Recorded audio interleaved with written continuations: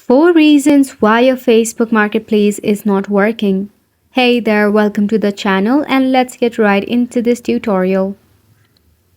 Now, the first and foremost reason is due to the lack of a better Wi-Fi connection. This is the most common one.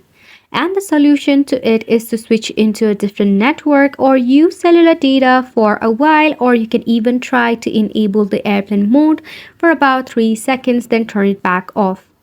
After which you can check out your Facebook app and see if your marketplace is working or not. Now the second reason why is due to the cache built up in your Facebook application.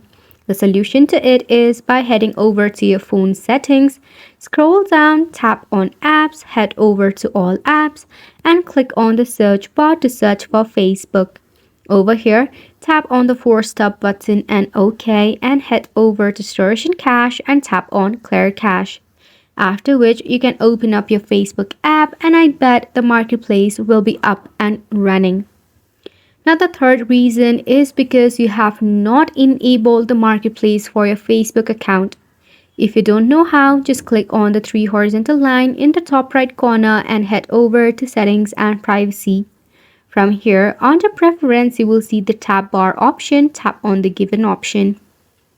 Then, tap on Customize the bar. So, if you have hidden the marketplace, it will not work.